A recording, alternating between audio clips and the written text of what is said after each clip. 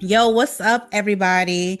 It's your girl, Miss Hip Hop, and you're tuned into another episode of the album review show. Okay, today we're diving into two classics that shaped the streets and the sound of real hip hop: Big L's Harlem's Finest, Return of the King, and Scarface the Fix. And of course, I'm not rocking solo. I got my boy, my homie, my friend Train here in the building with us. And together we're bringing that raw breakdown, real opinions, and that signature speak your mind radio energy. So let's get into it. What's up, Train? How you doing today? I'm doing fine. How you doing today, Miss Hip Hop? I'm doing good. I can't complain. It's been good. Yeah. I heard you had something playing when you first came in. What was that? What you mean? The music that was in the background when we first came on. Yeah, I was listening to Megan Thee Stallion. I've been listening to her a lot lately on repeat. I was listening to the song "Movie" off her Good News album. Okay, were you using it as a positive reinforcement? Yeah, I guess you can say that. She definitely is someone I look up to, lyrically and physically too, because she keep her body right, and I love Megan Thee Stallion. That's cool. That's what's up. You listen to anything new? Yeah, I have. I listened to this one song called Japanese Pants. It's by what's his name? Baby Pope Baby and Will Hill. And it's just like a dope song talking about getting girls and, money and stuff like that. I just like the way they represent themselves. It was dope. What about That's you? cool. Sasha Keeble, because I still want that Isaiah Fall joint, and then him and her got the song together. But I came across a new song of hers, Feel Something, and I just been rocking today. It's a short joint for real. It's not even super long, but just been playing that joint a lot recently, more so recently. Okay, feel some. I might have to check that out. It sounds like something I may like.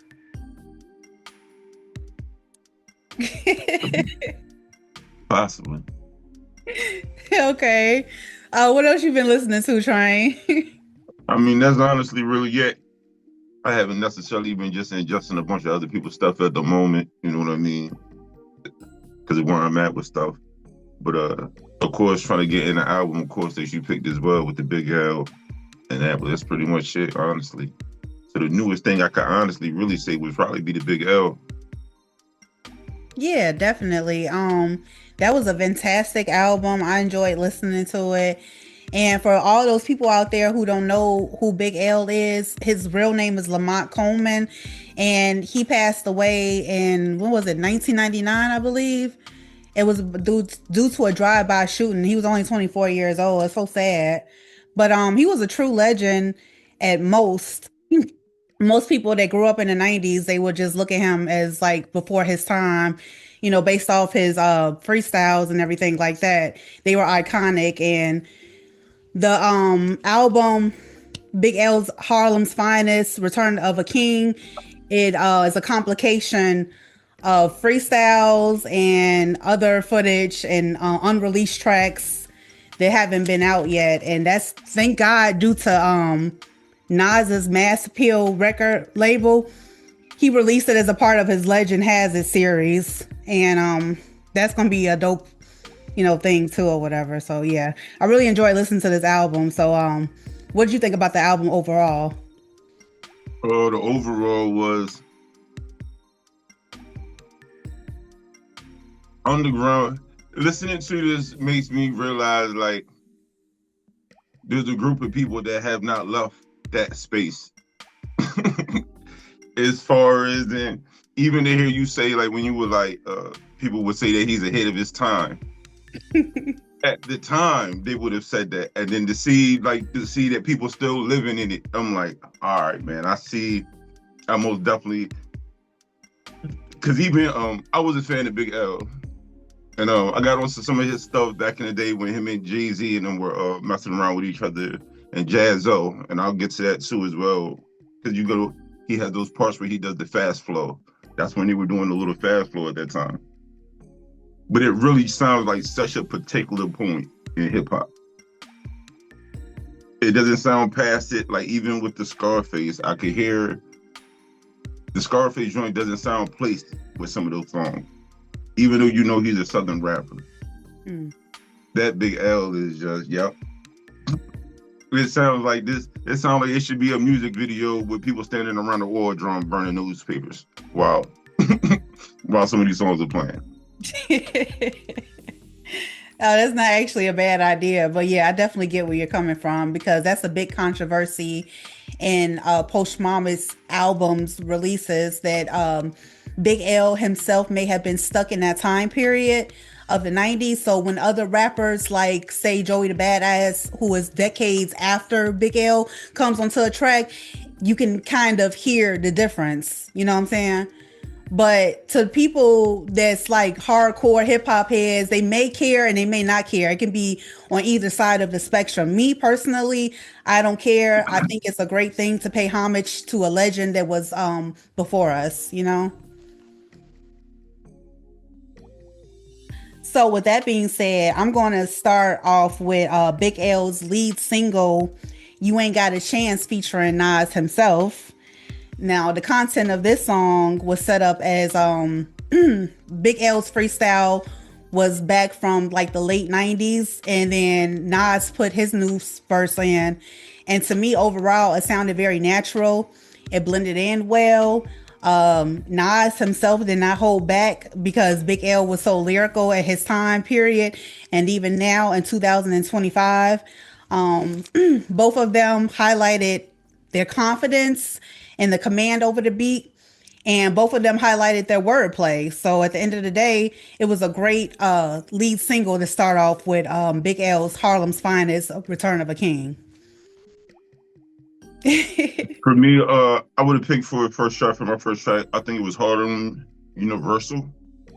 It was like literally like the intro, plausibly, because nowadays you have to say plausibly, because depending on what you're listening to it on, it might have it ordered differently or whatever it was. I listened to it on YouTube. So for me, it was the first track, Harlem Universal. Honestly, what I put down for my summary would pretty much be saying what I just said a few seconds ago. Of as soon as it came on, it reminded me of that. As much as New York classic hip hop would like to say that the Southerners, like, you're just talking a bunch of killing or just random stuff. This was a freestyle in the essence of a freestyle. You're rapping about rap and about like, I'm gonna kill this up, and then you're trying to. It was really, the hook had nothing to do with nothing. This was the epitome of a New York style rowdy song for that time. Once again, this is 90s.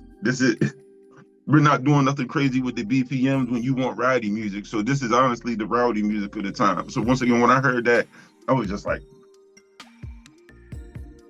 I get it. You know what I mean? I was like, I get it. The differences in our generation. Because once again, growing up inside of the generation, sometimes you don't really hear the shift. It just kind of sounds the same, and then maybe a new area getting a moment to play. But once again, to hear this one and be like, okay, this is most definitely, like I said, the classic New York feel for a song. Pretty much for me, the epitome of when you hear somebody say that they do hip hop now, like if somebody be like, yo, I do hip hop, not that they rap. That song would be the epitome of what they sound like to me. Okay. I liked that first track. I think it represented the ambience of the album. Like you said, it had that rowdy feeling to it, but back in the 90s era. And I wanted to pick that song, but the reason why I didn't is because it was the first song, you know. I just wanted it to bring me into it more. You ain't want to feel like you were just going for the first one on the board. Yeah. Listen, it's the first one for a reason sometimes. It's the first one for a reason. Yeah, you're right. That's true. Yeah. What you got for your second one? All right. So my second standout track for Big L's Harlem's Finest Return of the King would be Grant's Tomb 97, featuring Joey Badass, remixed by BVNGS and DJ Ron. Okay. Now, the Mix King DJ Ron, he provided Big L's estate with some vocals from an exclusive freestyle L recorded for Ron G back in the late 90s.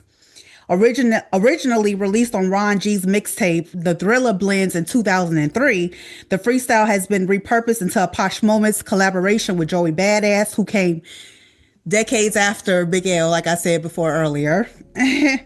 So in this particular song, Grant's Tomb 97, I really like when Big L says, "My iceberg sweaters and leathers are raw. I'm getting cheddar galore like never before.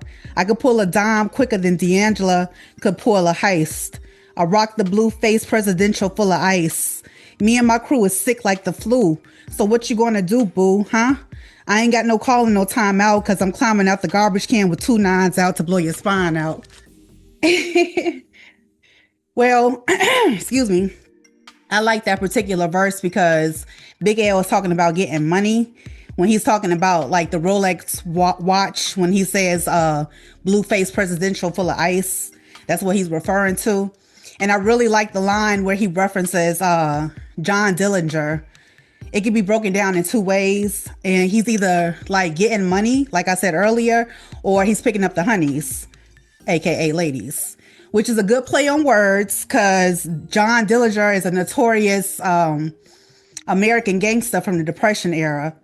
And he commanded the Dillinger Gang at that time, which was accused of robbing 24 banks and 4 police stations. So he's referencing the line, "I can pull a dime quicker than D'Angela can pull a heist," to getting honeys and getting the money, period. And that's why I like that line. What was your second standout track on Big L's Harlem's Finest? Now or Never. And the reason I would say that it was my second standout track, because once again, understanding that they've grabbed a bunch of songs and put together on this album. They put this together. This is not something that this man had necessarily sat still. But at the same time, because of slight quality differences of the way that it sounds, you could kind of hear the perspective or the respective times that you're taking the songs out. So for me, when I heard Now or Never, I'm most definitely, once again, getting the Jay-Z connection because of everything that was going on at that time with Jazzo, Mace, and everybody else, because this is around the time, too, that Mace and Jay-Z is beefing. But Mace is running with Harlem World, of course, and yada, yada, yada. So when you hear this song, this is one of the first songs when you hear a motherfucker making a song. Okay. This song was a song. This wasn't a freestyle. This wasn't a random collection of bars that he put together with a hook. This is an intentional song that was made. And then as soon as I hear this style, it sure enough is around that time that that Jay-Z round and round we go. But it's just like they simplified it.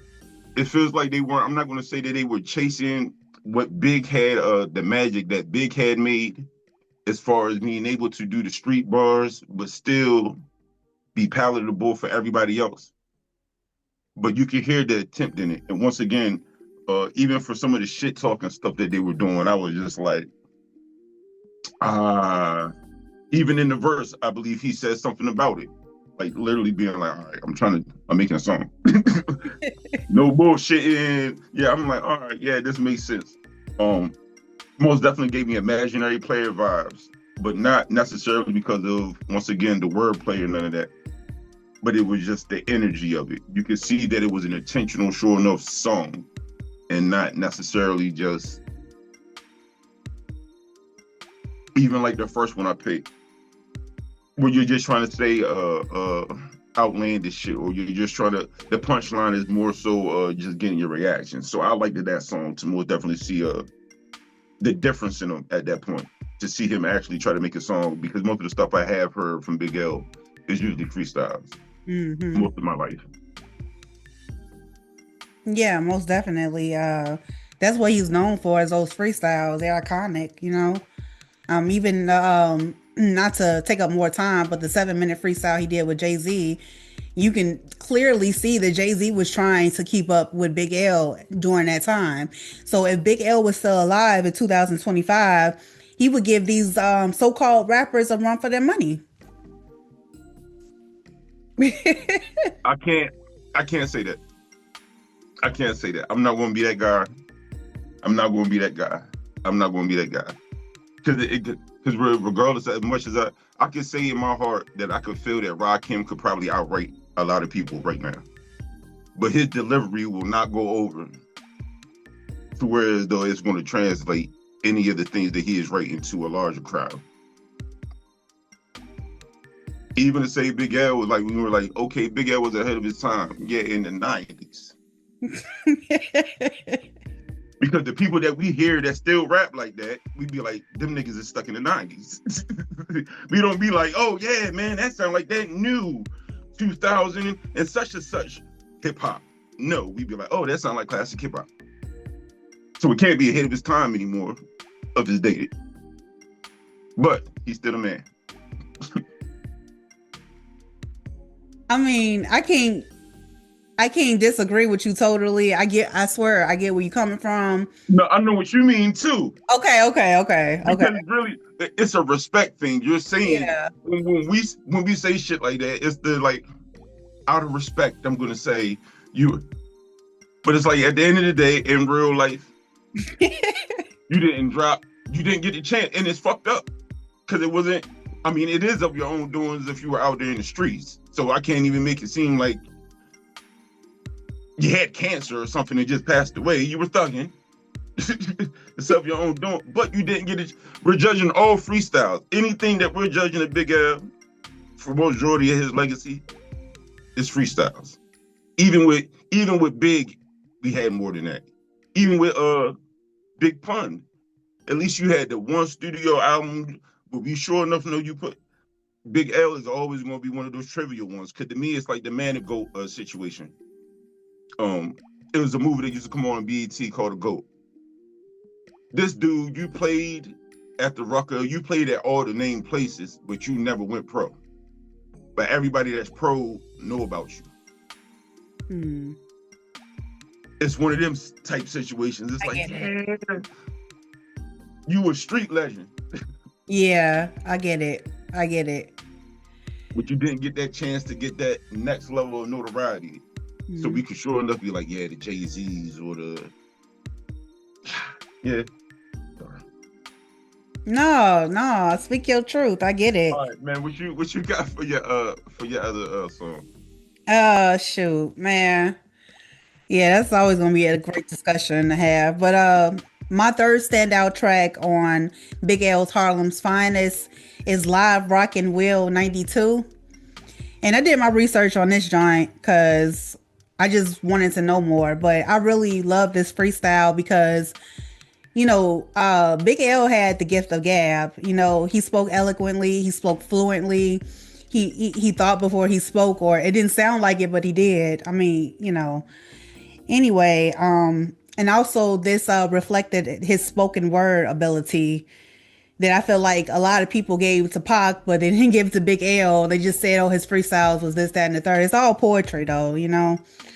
So, Rock and Will was a duo that ran an iconic hip hop store on 125th Street in Harlem in the early 90s. And the spot was frequented by other DJs like Kid Capri and including DJ Ron G, who was even featured on Yo MTV Raps in 92. So this was the auditioned live Rock and Will store for their MC and DJ crew hard pack. That's what you're hearing. So the recording surfaced online in 2003 on the unofficial but popular bootleg Harlem's Finest, a freestyle history, and also included on the 2010 Poshmomus complication Return of the Devil's Son before finally being officially remixed and re-released in 2025 on Big L's Harlem's Finest, Return of the King. So I like in Rockin' Wheels 92, Big L talking about murdering all these MCs who's not even close to being on his level, yes, in the 90s. So I picked out a line where it reflects just what I said. So he goes, "The crown is still mine because I kick ill rhymes. A lot of rappers talk that murder shit and couldn't kill time or beat eggs or whipped cream. I'm smoother than Vaseline and I'm a stone cold rapping fiend. A lot of new jacks are coming out, but that's cool because I'm in the principle of the new school." So I don't need to reflect back on that line because it's very self-explanatory, and that's why I like that song. Um, do you have another standout track on Big L's album? Actually, I do. I do Oh, have another standout track for me. It was actually kind of funny. Not necessarily funny, but it was interesting. It's a doo-wop. I believe it was the name of it. It had Joe Button at the beginning of it. I believe doing like a little intro or whatever. It's speaking about him, and it was funny to me because the cadence that came off of that joint was the white boy flow. The next song that he does as soon as that joint drops, and I call it the white boy flow, but it's the Tech Nine, Yellow Wolf, mm. remember the days, the day. As soon as I heard it drop, and then it went, and I was like, damn, they had Joe Button at the beginning of that bitch. I was like, yeah, that's most definitely his. It's of his class of that goddamn what was the name of that group? The Slaughterhouse, yeah, that Slaughterhouse flow, Hopkins and all of them. So to hear him do it, and then once again, that goes to the Jazzo shit, because that was that time when they were hitting like that. Even when Jay was rapping fast, you talk about the 7 minute freestyle or whatever. This is the time when they were hitting it with that flow. So to hear that shit, and you kind of like,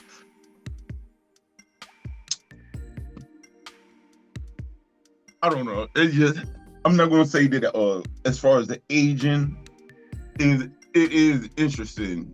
It is interesting sometimes to see how so many things age. And then even for that, it was one of the things of I remember when they did the Biggie joint, uh, and had the songs with It's Bone and Biggie, Biggie. So we all knew that they were taking verses and were chopping them up and doing the thing to it. So for some of us, depending what side of hip hop you stood on, to us that was like using AI. You Mm. know what I mean? This is like, all right, Biggie didn't really rap this shit. You're configuring his shit together from and putting it together how you feel it should be put together. Everybody didn't have a problem with it. You know what I mean? So it rolls on. But the interesting thing was they at least got to change the beats and kind of make them sit within that 2000 era. Yeah. That's kind of like even hearing that flow, I'm like, damn, this is kind of a flow that still sits for right now. Mm-hmm. That faster. But I would have liked to seen if somebody would maybe have, and maybe they did. Maybe that was a different beat than what was originally there. Maybe But so. then the beat was dated. It still sounded. I would have liked to hear. I would honestly like to hear it. Like somebody attempt to modernize it. Maybe you know what I mean. Mm-hmm. It's gonna sound fucked up. It's like, all right, you're already fucking with this music as is. You can't come in with a purist heart and be like, man, this is his music. I want to respect it, but you already just releasing it without none of his no or none of this shit. So it is a certain level to it, but I would have most definitely liked to heard this song particularly, the doo wop, like of somebody try to modify it and try to make it sit into like today's demographic or the Eurocentric sound that I feel like, because I feel like if they did, you would put a lot more Euros on that Big L joint because they love that shit. They love that flow right there. Mm-hmm. I mean, you never know that possibly what you just said right now, you put it into the ethers, it might just come out, manifest its way out just like that. And the reason why I said that is because this ain't Big L's first Posh Moments album. This like his fourth one or fifth one or something like that. It's crazy. So yeah. But great feedback though. I would like to add on one an honorable mention for Big L's Harlem's Finest Return of the King. I want to go with Park West High School Mix. I really like that song because of the storytelling abilities. He talks about rhyming seriously about growing up in poverty and with no male role model, and a dysfunctional mother, and how it led to him for a life full of crime. And it's so funny because this song was heavily influenced by Tretch by Naughty by Nature. He has a song called Everything's Gonna Be Alright. And it has the same concept, but a different delivery style. You know, again, talking about growing up in poverty, no male role model in the house, and he actually gets one of his lines from the song that's in the hook of Big L's song. It's called. He says, "I won't." No, no, no, no. He says, "I walk around with a frown. I got no reason to smile. And how will I make it? I won't know. That's how. Hey, yo, times was rough. I had to grow up foul. And how will I make it? I won't know. That's how. I always knew that I'll end up doing time in the owl. And how will I make it? I won't know. That's how." See, that was Big L being influenced by Tretch by Naughty by Nature song when he says, "And how will I make it? I won't know. That's how." So it's in the same song. Everything's going to be all right. And I just want to point that out to anybody that wants to go listen to that High School Park West remix. Most definitely was about. It Yeah. had something going on with it. We said what? I said it most definitely was a joint that had something going on with it. For me, I don't know. Once again,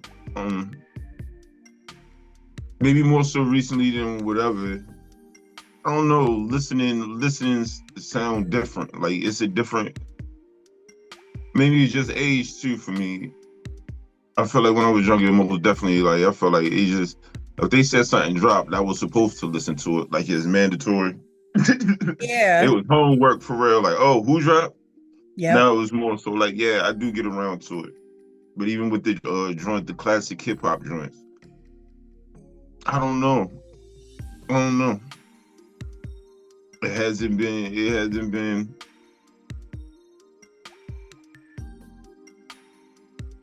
I don't know. I'll find a solution and find out what the problem really is for me. But they've been hard to listen. Yeah, they've been hard listens. They really have. I'm not even gonna hold you. They've been hard listens. Like I've been showing up and like, all right, well, I'm gonna listen to this. That's like homework now when I say that. Yeah. Compared to I'm like, oh yeah, I'm listening to. But I still fought it with it, and then once again, it turns into a thing. Just like with basketball. Mm-hmm. Even if I didn't see Clyde Drexler or somebody play, I'm aware of what their contribution was to the game. So then it turns into by default, even if I don't want to, Mm-hmm. I still gotta listen. I still gotta, you know what I mean? Just out of homage and out of respect to it. So once again, it was a good album, especially if you like classic hip hop. All the classic hip hop heads, you're gonna most definitely enjoy it. Yeah. Definitely. Okay, but you had picked out an album, the Scarface, The Fix. What made you pick this album?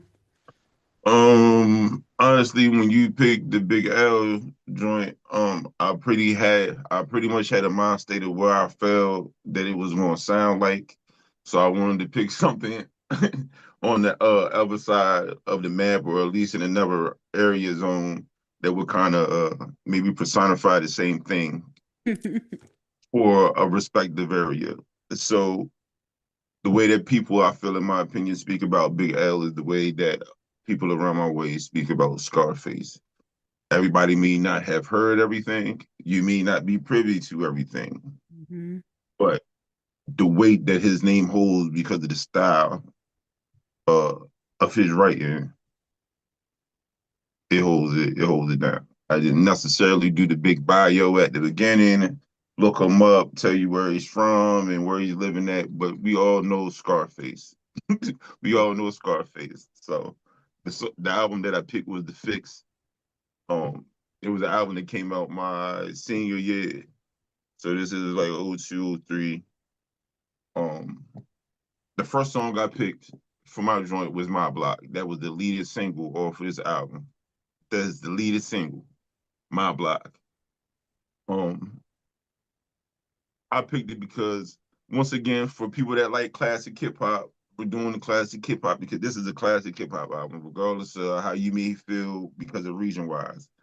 And that's another reason why I said it.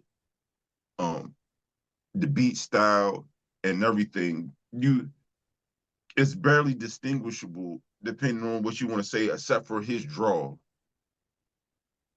that would make you say that a majority of this album is Southern, if you would want to put it in a box.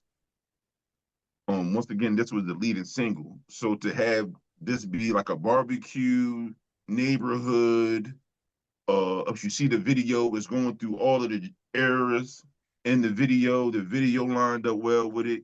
It was just a good song. So whoever has never heard Scarface and you would like to get an introduction to Scarface that isn't necessarily um dope boy or super spiritually reflective, this would be a good start. What do you have as a song? It seems like you may have picked that song very well as well. Because I know you probably listened and was like, oh, I know this song off of there. This is the one. That's exactly what I did. That's exactly what I did. I just went a whole different route with this album than I did with the Big L album. Okay. So I actually I'm not gonna piggyback off you right away. I'm gonna get back to my block. Oh, do your thing. No, do your thing. Okay. But after I give this dialogue, I'm gonna cut it short and go to the next one. Anyway.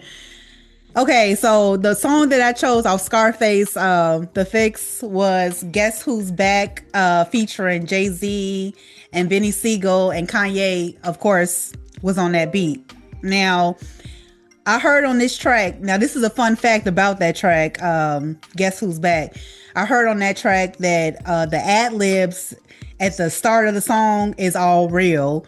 Like when Jay-Z says, like, yo, the headphones are distorted, bring it down a little bit. Okay, now we working with it. Now, according to a friend of Jay-Z's since 2000, he did a 2012 interview with Complex Magazine, and he said anytime you hear Jay talking on a track like that, he's literally talking to somebody in the studio. He's either talking to me or somebody else. I'm like, oh, I just thought he was just talking, but he's really talking to somebody. Like, yo, turn that AC off real quick and, drop the volume down. Woo, woo, woo. All right, now we back in the mix, And I love that. So I thought that was a funny, you know, aspect to the song, Guess Who's Back.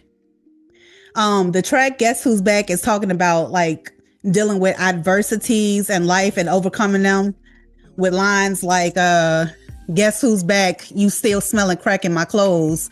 Now, that suggests that Jay-Z will always be looked at as a hoodlum, a no good drug dealer, even though he's come clean from all of that decades and decades later, as people in the public eye that's going to look at him and view him the same way. Or when Benny Siegel says, and guess who's back? Shit, I used to hug a corner like an old deuce and a quarter. Till like deuce in the morning with the old head slinging loose quarters. This Philly cat back at it, still fucking with the crack addicts, still busting with that black matic. Meaning, deuce and a quarter is like an old school Buick that's like approximately 22.5 inches long. So these vehicles I'm talking about usually sit low to the ground, hugging the block. And so that's what he meant by the line I just said. And then he's like up in the morning selling drugs to like deuce in the morning, 2 a.m. in the morning. That's another two. And then old heads on the corner, drug dealers are slinging loose quarters and selling a quarter ounce of crack and or weed, depending on how it's made. It could be like a shift plastic sack or a regular baggie, but it's not though. So that's what I got. Deuce, deuce, deuce, deuce. And that's why I like that line. And guess who's back? Or late night, or if you up hustling, you pitch quarters, you throw quarters, pitching quarters. It's a way of gambling. You try to get it closest to the wall, and then try to hit the other quarter off of the wall. It's almost like a cornhole. Oh, that's a different way of looking at it. It's called pitching quarters.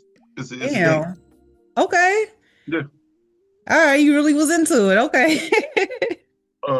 What's the average joint I got for him is that's funny you picked that too. Someday was the second joint I picked. Well, Faith Evans.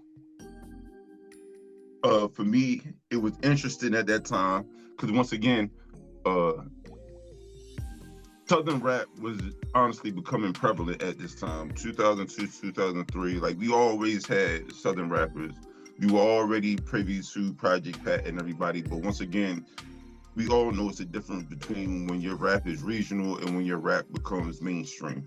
You know what I mean? There's always been people that rapped in all of these respective areas, but it's different when it hit that video and then every other day you're seeing T.I. or you're seeing Lil Jon or the Young Bloods and everything like that, compared to when everything before was Method Man, Tikal, Redman, Nas, Jay Z, DMX. You know what I mean? So at this time, we're seeing this little shift.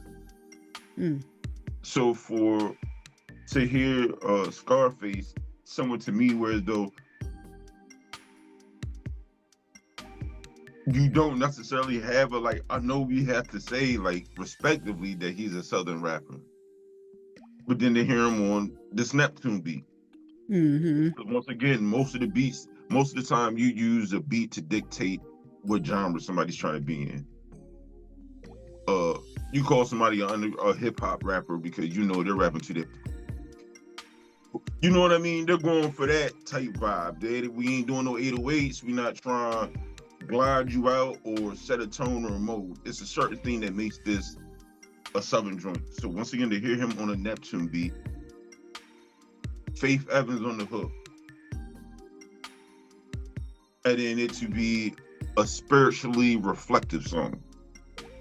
Son of a bitch. He just hit a little bit of everything. So once again, to me, it's one of those songs that whenever I go back to the album and think about it, is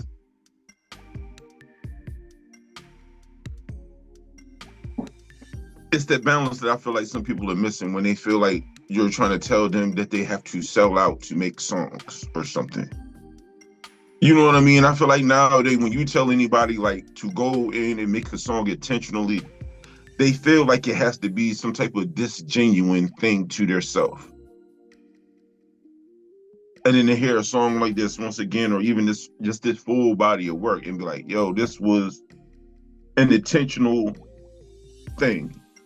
You didn't necessarily just have every song stuck on one subject base. And then even for this one, once again, wanting to be a soldier and speaking about God and reflecting on things like that, past transgressions, even to speak about the drugs or whatever, but also had the duality of it and not necessarily being like, I'm the man because of these things I was doing, but to say like, I was a man doing these things, trying to become something else. You know what I mean? So I just enjoyed it. It was a reflective song, and it shows like songwriting and the skill base of rap in a different light than you really get to see it in nowadays, at least without the stink on it as well. Yeah, definitely. I think that's a good take on Someday featuring Faith Evans. He definitely brought a different dynamic to that song and touching on different levels of topics and not just really talking about the same old stuff, you know? So yeah. We'll be back soon.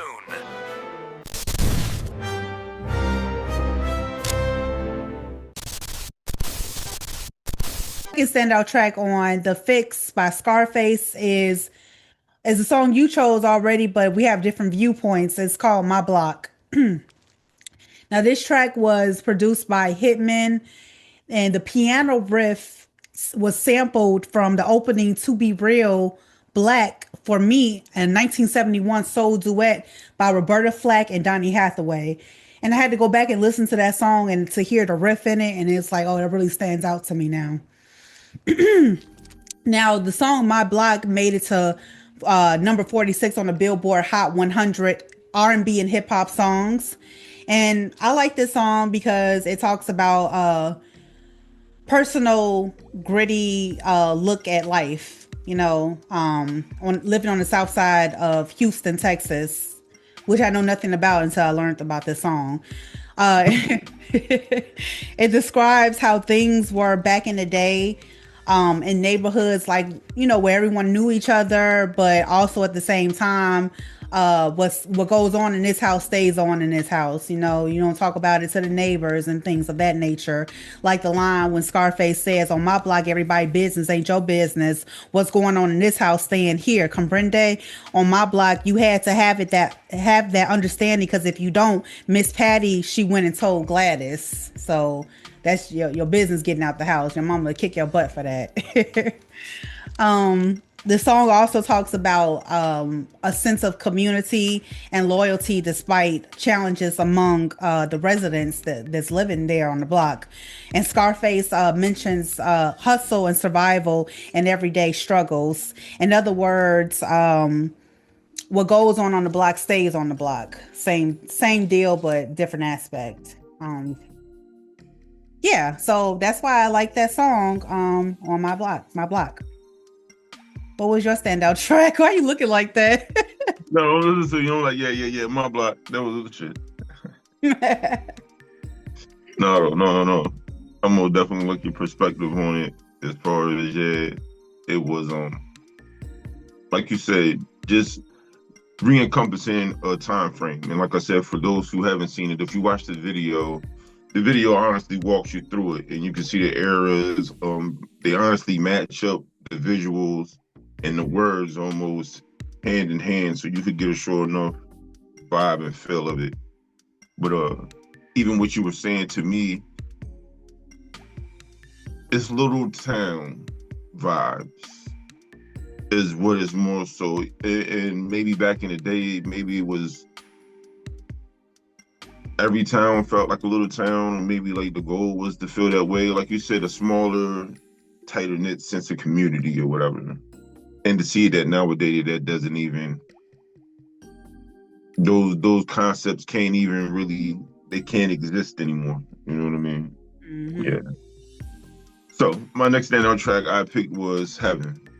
So of course the one joint I picked was Someday or whatever with Faith Evans. So that's a vibe, of course, with the whatever angelic vibes. And then of course I picked Heaven as well.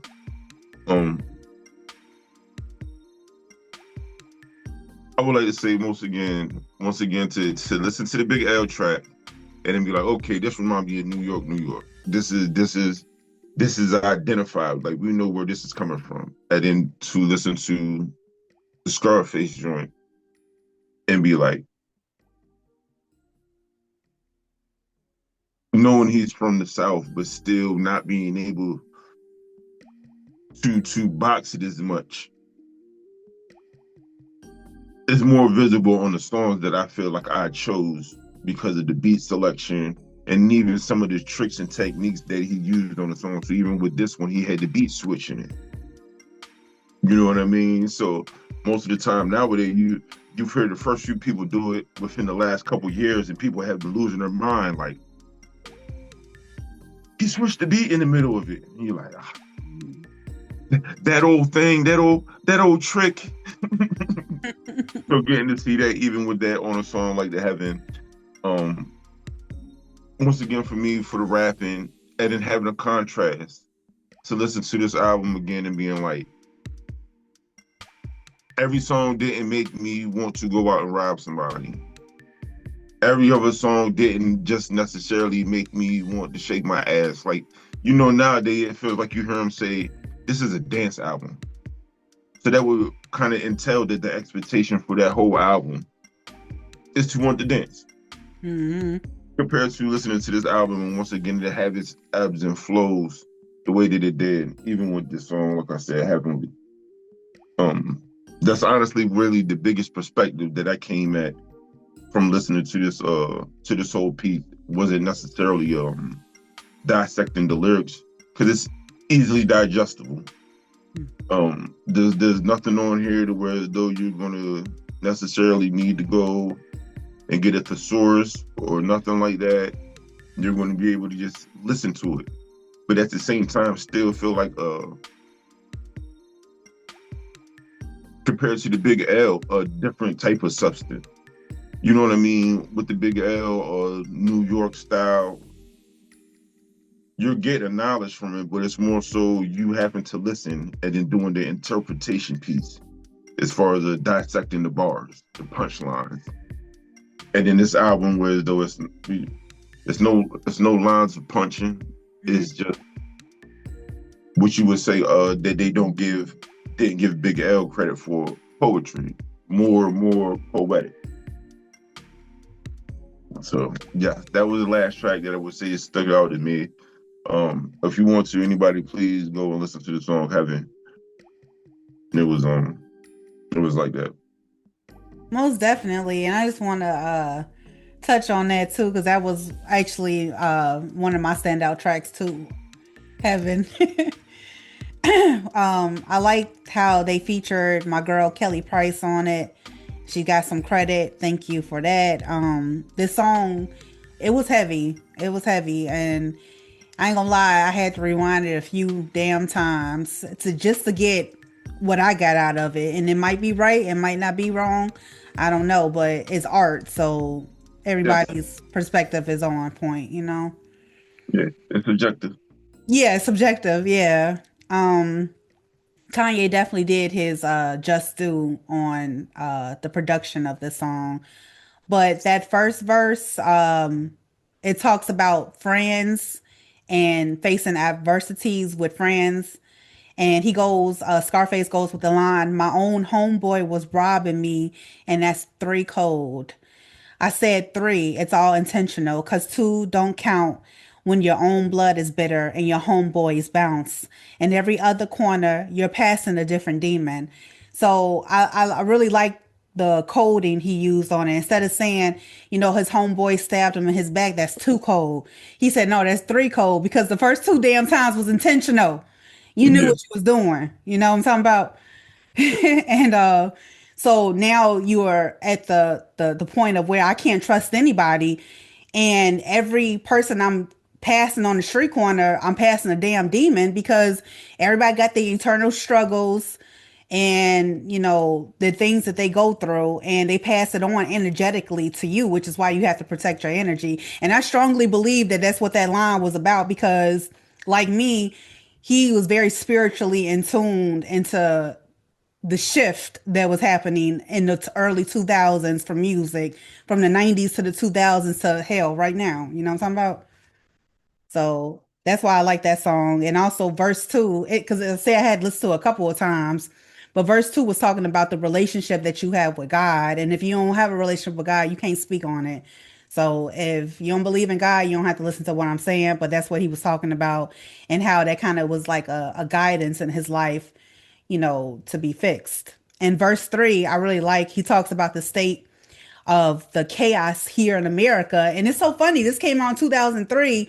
All the words he's talking about in this song is still hitting today in 2025. You know what I'm talking about? Young brothers getting lynched still in 2025. Absolutely horrific.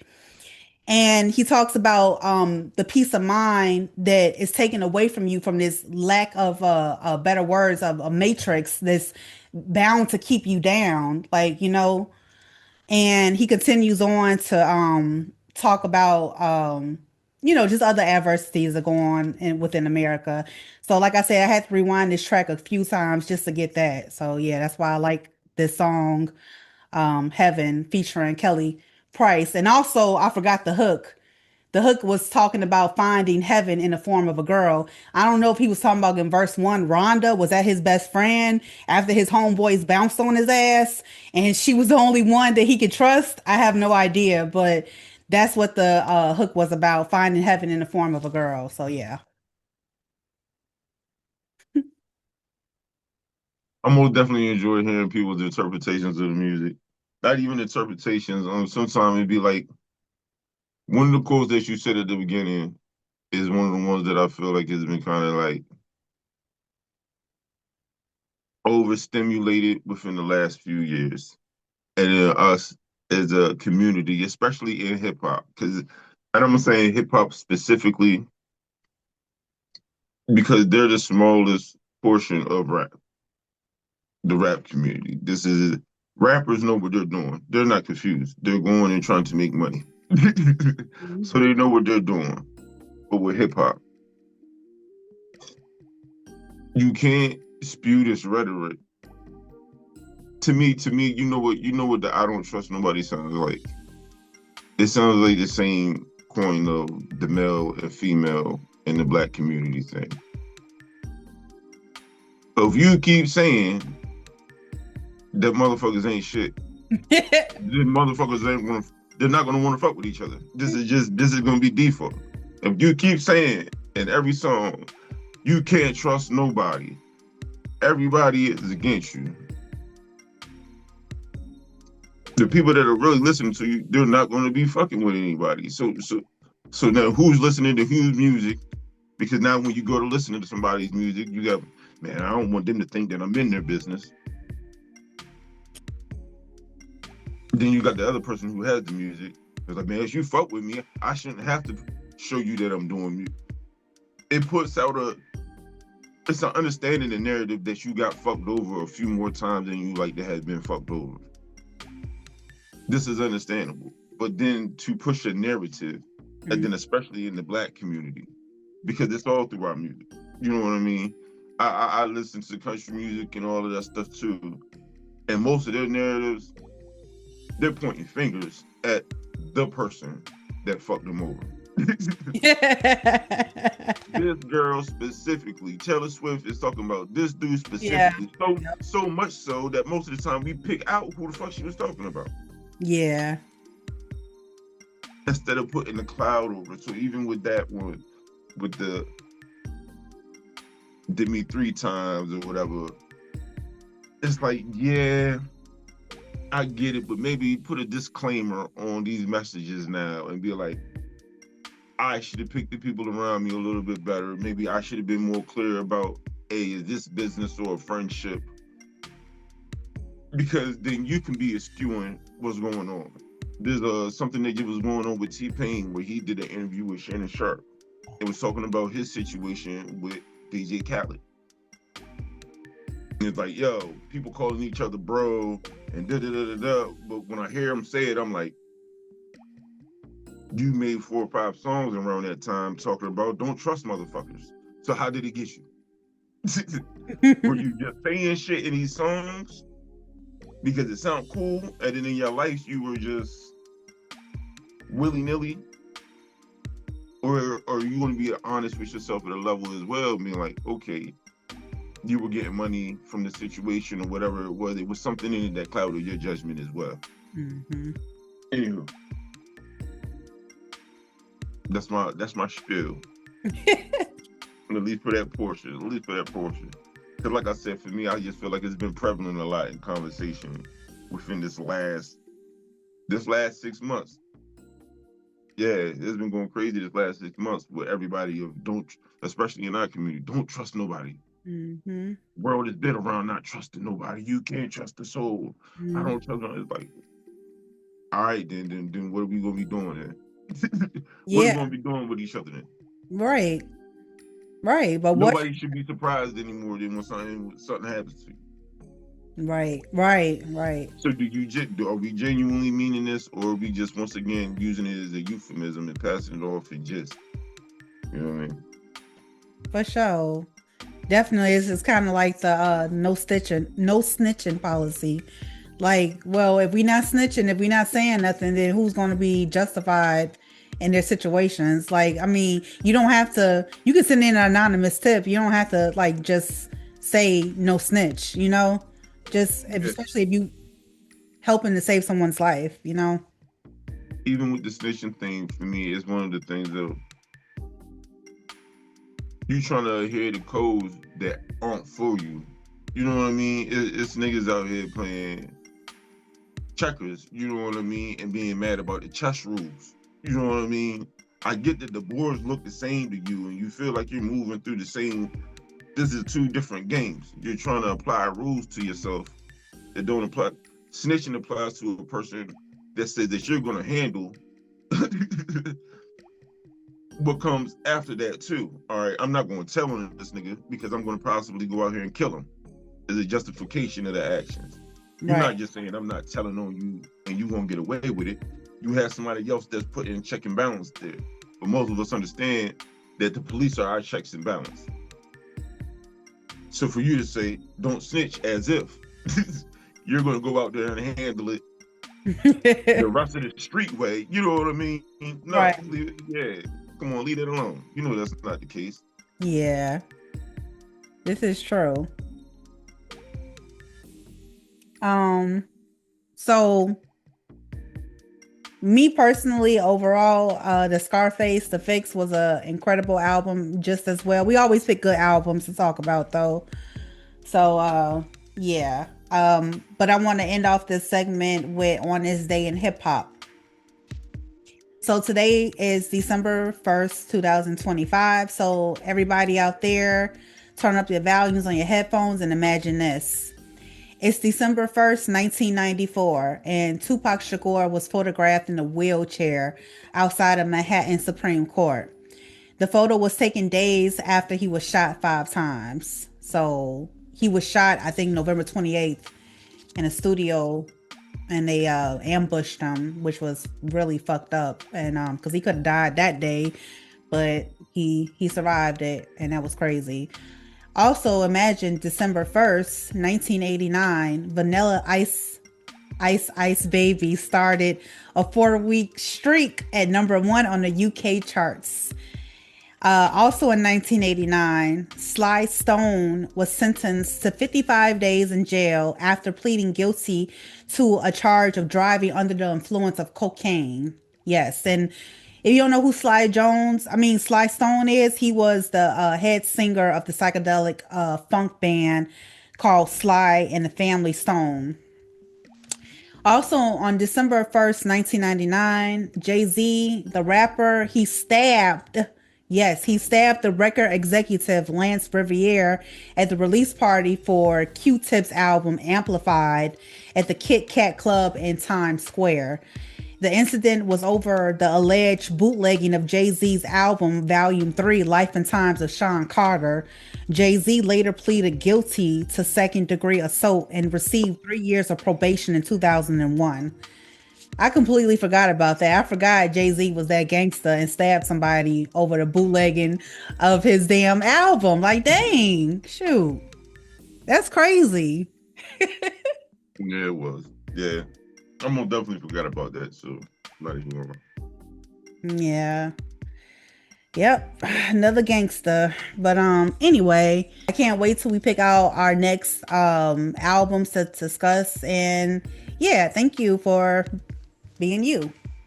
Oh no, thank you for your time with the Women's Hip Hop and sharing your platform. You're so welcome.